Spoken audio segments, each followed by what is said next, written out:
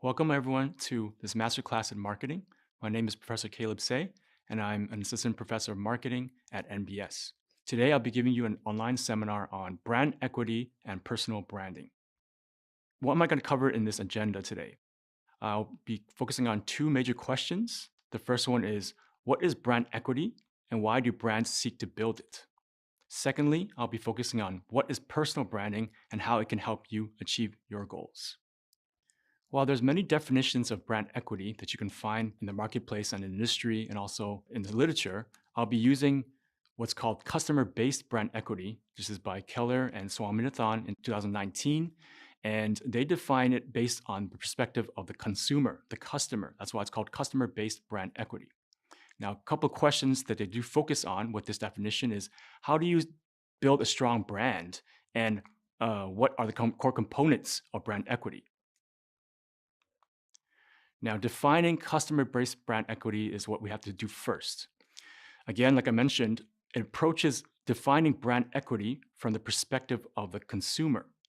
Now, it stresses that the power of a brand lies in the hearts and minds of customers, right? There's basically the differential effect that the brand knowledge has on consumer response given the marketing of the brand. So what does that mean? That means with brand equity, without any knowledge of the brand, you are at zero brand equity. But as you start to increase brand awareness and brand associations, you're starting to have positive brand equity. On the flip side, what that also means is if you don't control the associations, the image of your brand, you're starting to build up what's called negative brand equity. Okay, so let's take the example of Netflix. I'm sure everybody watching now is very familiar with Netflix, being maybe a consumer yourself or having at least watched it before. Now, the story of Netflix goes back all the way to the late 1990s, where they had this disruptive business model to try to cut out the physical stores of DVD rentals. Now, what they did was they posted their collection of movies and shows online, where consumers can go online to rent the DVDs, and Netflix would send them through mail the DVDs. And then when consumers are done with that, they would send it back, right? And effectively what this does is it cuts out the use of any type of physical store. Now, flash forward about 25 years later, Netflix now is a powerful brand which invests so much into content creation, which is not just a rental DVD place anymore. It's a streaming giant, plus it's a producer of entertainment all around the world, right?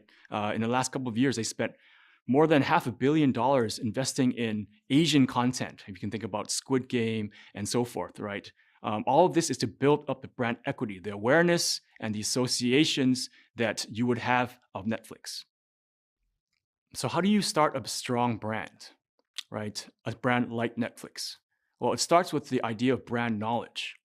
Now, it's important for marketers to use models to understand how is brand knowledge formed, and we can use this based on memory models. So a simple memory model is called the associative network memory model that marketers like to use. Now, what is this memory model? It's a visual representation that memory operates like a network, right? Where you have nodes and you have connecting links.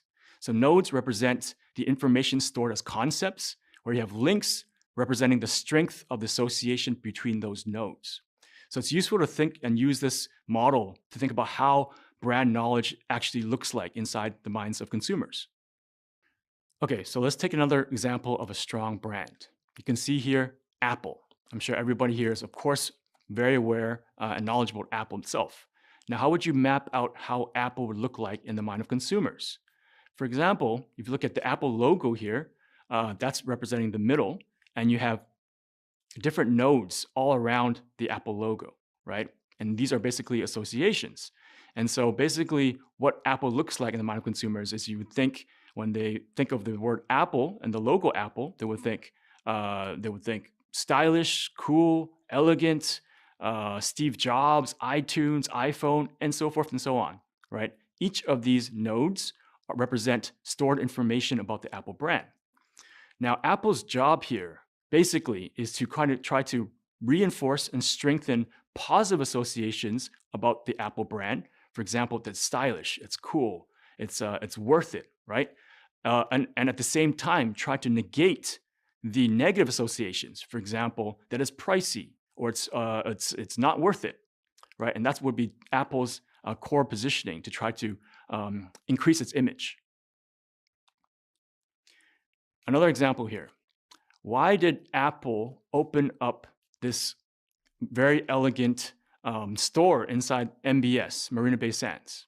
Right? If you look at the strategy of this Apple store, it doesn't only represent a retail strategy, which is in order to sell more iPhones or any kind of Apple products. In fact, I would argue that this strategy is more about brand building than it is about the retail strategy, right?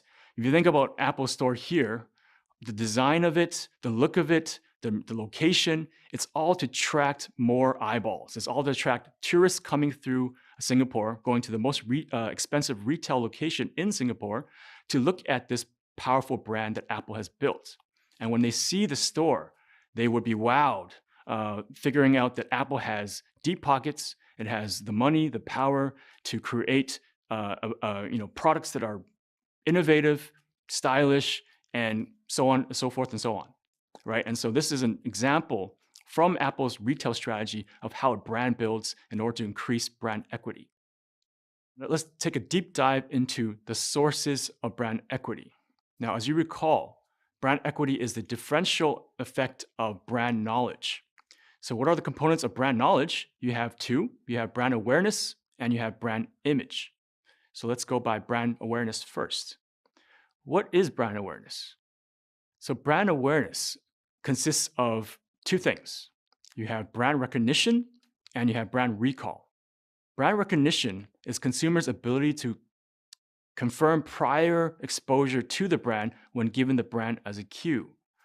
Brand recall, on the other hand, is consumers' ability to retrieve the brand from memory when given either the product or service category, the needs fulfilled by the category, or a purchase and usage situation as a cue. Now, the question is, which one of these are more important? Of course, the answer is both of them are as important, right? And they actually, in fact, build on each other. So when is brand recognition important? Brand recognition is important at the point of purchase because when given many different options, you as the marketer or the brand want the consumer to be able to recognize your brand and to choose your brand over all the competitors. When is brand recall important? Well, brand recall is important when you're not at the point of purchase and you want consumers to think about your brand when they have a certain need that comes up, right? Now, it's much easier to build brand recognition than brand recall because it's easy to see things for the first time, recognize it on occasion after multiple times, but in order to recall things later on, it takes much more repeated exposure. Okay, so let me give you an example. I'm sure many of you here have studied Chinese before, growing up in Singapore, correct? From your memory, what is the most difficult Chinese character that you know? I'll give you a second to think about that. You're trying to recall the most difficult Chinese character. Well, there is debate on this, but many people say this is the hardest Chinese character, right? In terms of the number of strokes. Apparently, there are 57 strokes in this one character. It's biang biang mian, right? It's a type of noodle from Shaanxi province in China. And you can find it in Singapore, in food courts and whatnot here.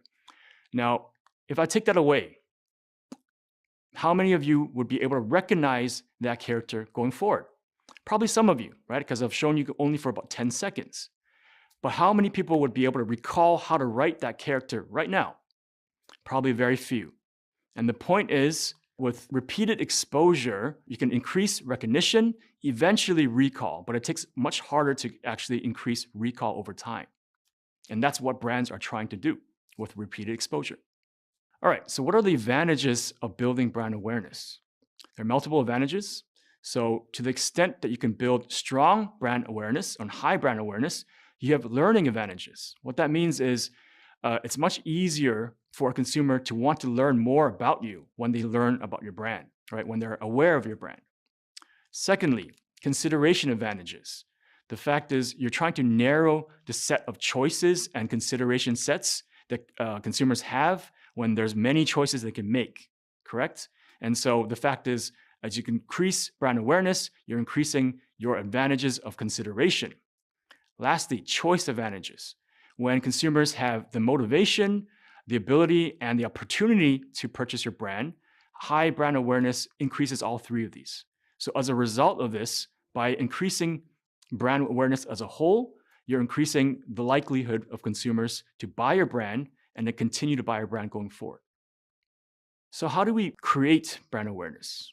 I kind of already alluded to this point earlier.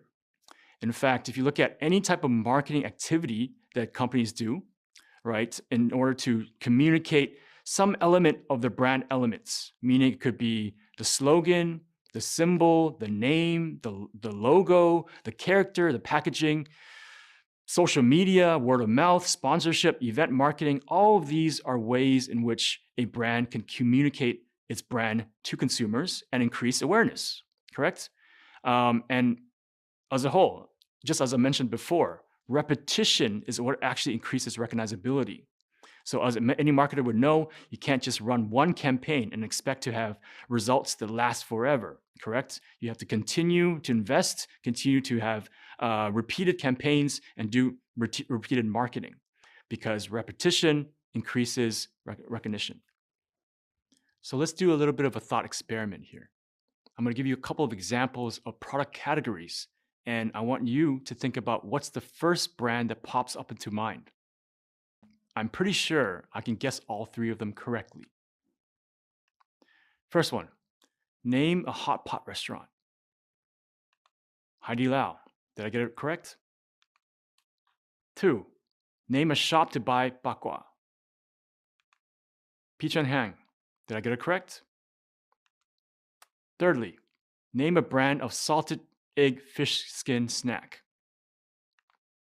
Irvin's. Did I get it correct? Why did I probably get those correct? If you think about these three brands and how they operate in Singapore, with their different stories and their brand histories, their retail strategy, their marketing, likely you've tried and experienced all three of these brands in multiple settings before. Whether you like it or not, these brands have become super recallable by you guys.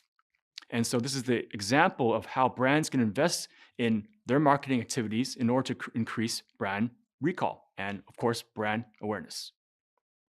So now that we've talked about brand awareness, let's move on to talk about the second component of brand knowledge, which is brand image. Now, once you've reached a sufficient level of brand awareness, marketers then try to create and craft a brand image that's positive. Now, how do you get a positive brand image? It's all of the actions linked to creating strong, favorable, and unique associations of the brand and store that inside the memory of consumers.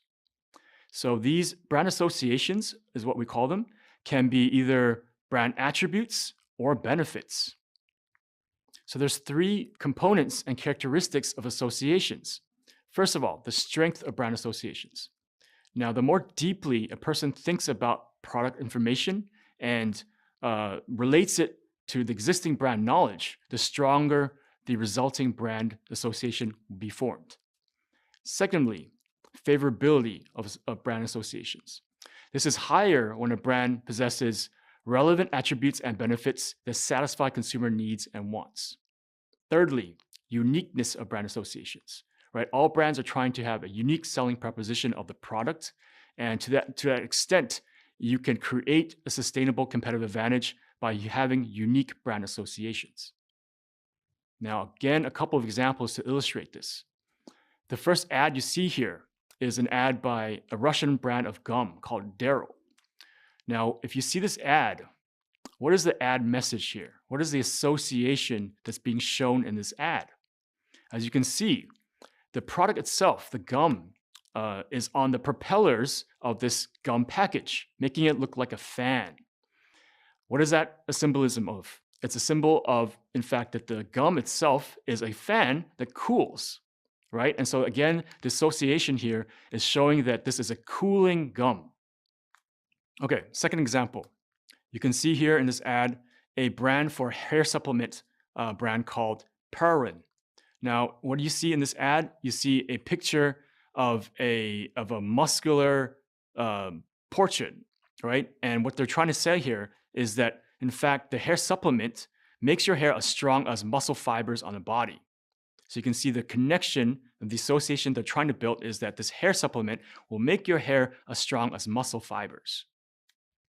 Thirdly, this is an ad by Olay, which is a face cream brand. And you can see the big picture here is a zoom in of the cap of the branded product. It's a face cream, right? What's special about this ad is when you look at it, you probably don't know what's going on. What's the deeper association being built here? It's actually two layers of the story. First of all, you will notice that the cap, the black thing you see here, represents what looks like an iron. The iron, in fact, represents what? It represents the fact that when do you use an iron? You use an iron to iron out clothing. And why do you need to iron out clothing? It's when it has wrinkles. So using this iron here, this analogy is that this product makes you iron out the wrinkles on your face. So it's two layers of an association here. But with that understanding, you can see that they're trying to create this association that this Olay face cream is as good as an iron for your face that takes away all the wrinkles of your face.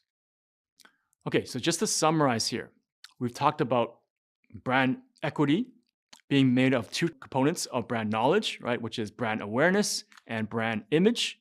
And you can map it out on a matrix like this.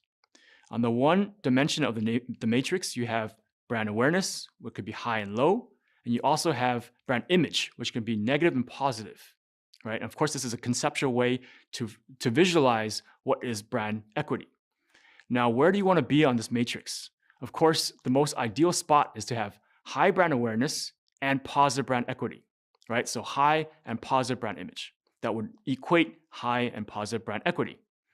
The worst place to be on this matrix would, of course, be high brand awareness, but at the same time, negative brand image, right? And that would give you high and negative brand equity. Of course, what that would mean was many people know about your brand, but they think poorly about your brand. Now, in this case, what do, right? What you're doing as a marketer is probably to try to negate some of these negative associations to increase the positivity of your image and at the same time increase awareness about the good aspects of your brand. So with this kind of strategy, this kind of matrix, all brands are trying to achieve what is called high and positive brand equity. Now, why do they want to do that? Is because there's a strong correlation between brand equity and brand value. Brand value meaning the actual financial performance and how much a brand is actually worth on the marketplace. So there is a direct correlation and linkage between brand equity and brand value. Okay, so let me just summarize this first part of the seminar.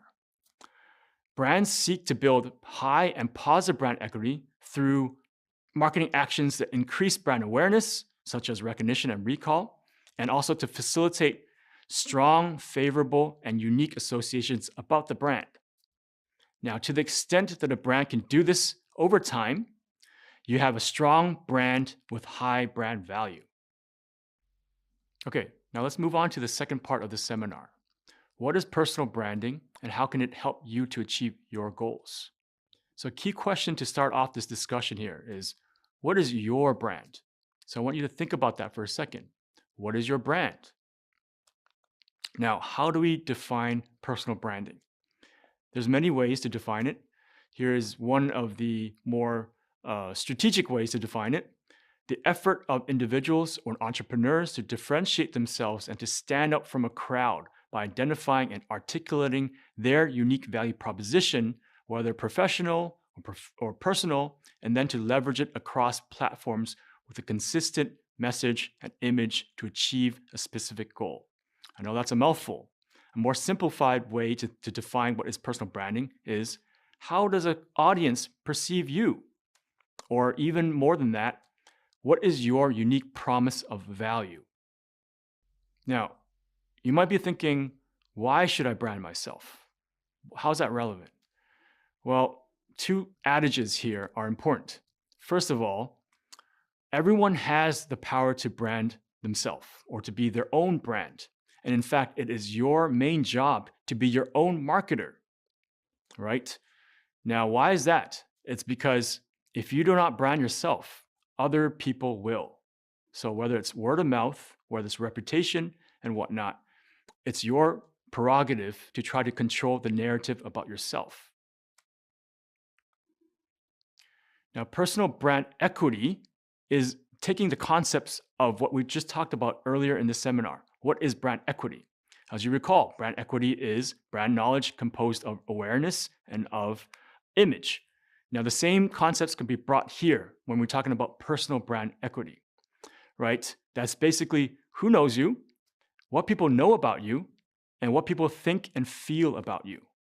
And of course, these things are dependent on many things, such as your personal characteristics, your credentials, your history, your experience, your training, your portfolio, your values, interests, passions, even your relationships, your networks, your affiliations, your memberships.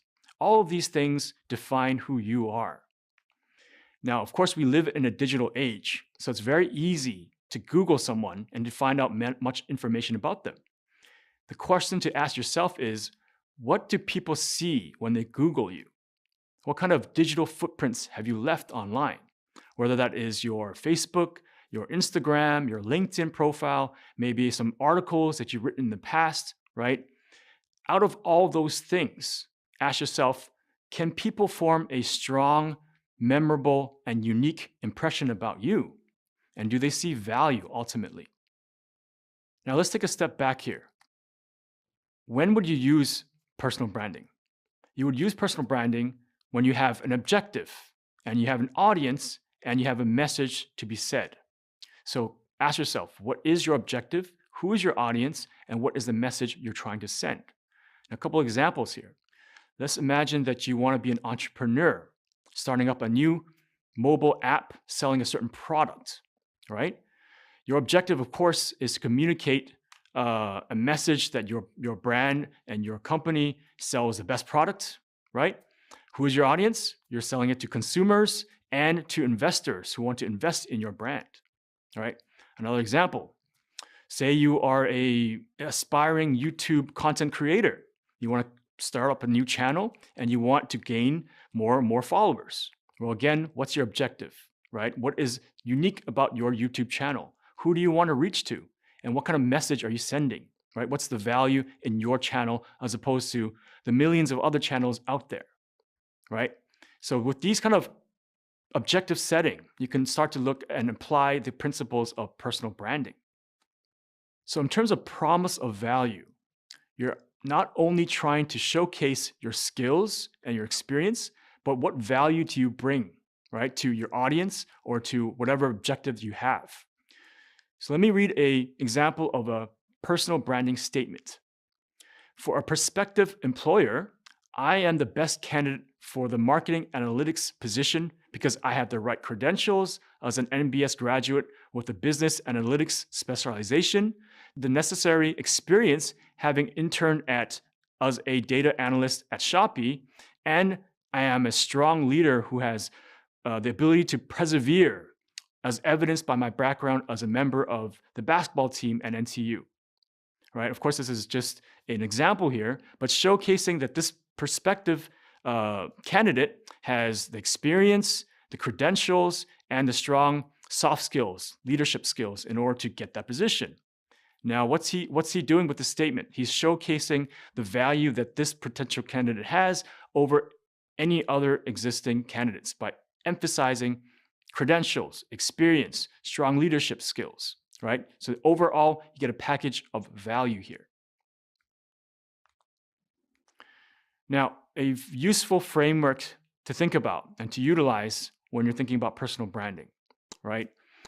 It's called the 3 C's. First C is clarity. Being clear and authentic about who you are and also who you are not is very crucial, right? You don't want to act as if you're someone that you're not. You want to stay true to yourself. So this is your promise of your unique value. Consistency, the second C. Communicating a consistent message is important to build your personal brand, and how can it be easily understandable and recognizable as well.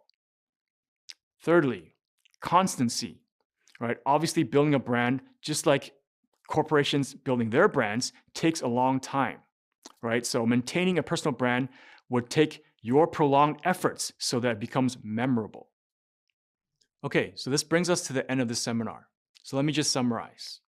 Building a strong brand is crucial not only for companies to achieve commercial success, but for individuals who seek to fulfill a personal, career, and societal objective. Companies and individuals can apply and leverage the concepts of brand equity in brand building. Now, lastly, MBS is a great place for you to start your brand building journey. Now, I'd like to take some questions, and you can submit those through Slido. Okay, so here comes the first question. How do you measure brand equity? Well, it's a very common question, and in fact, there's many ways to measure brand equity. So one way, of course, is using qualitative methods. You can do in-depth interviews, you can do focus groups with target consumers to really understand what people know and think about your brand. Of course, qualitatively, you can do brand awareness surveys, for example. You can measure recognition, recall, questions like, what brand comes to mind when you think about toothpaste, for example, or any other product category? You can measure image perceptions and so forth and associations by asking questions like, what do people think about when they hear about your brand? Another way would be to look at, for example, online consumer traffic, right? Everything now is done online, everything is digital, right? And so Google Analytics provides a lot of useful data about search data, click-throughs, page views, and link that to consumer demographics so you can really try to understand who is looking at your brand and what they know about your brand, right? Another one would be social listening. So this is popular in terms of looking at and tracking social media trends, right? What is being said about your brand on social media platforms. For example, you can have things like mentions or sentiment scores, net promoter scores, and so forth. So these are all different ways that brands can use in order to measure and track their brand equity. Okay, so here's a second question. What do employers look for the most, from my opinion? Well, of course, the necessary credentials and experience and hard skills are, of course, going to set the bar. But beyond that, I think what's important is probably three things. Genuine passion, right? Showing the authentic passion towards something, right? Whether it's the job or some kind of interest that you might have related to the job. And it's hard to fake being passionate about something, right? When you talk to someone who is passionate and excited about something, you can see that excitement come out. So that's one thing, genuine passion. Secondly, I think maybe courage is important, right? In this day and age, people are scared to say and speak their minds for fear of being judged and whatnot, especially in a corporate setting and whatnot. But I think having a certain level of courage to speak your mind, right, when it's in line with your values, that's something that people actually respect. Maybe a third one would be resiliency. When the going gets tough, many people quit, right? I think employers are looking for people who would be willing to stick it through, right? When things are tough, they don't just leave and they quit, right? They want to stick it out, and that actually shows a lot of their character. So I think passion, resiliency, and courage are important parts of what employers are looking for these days.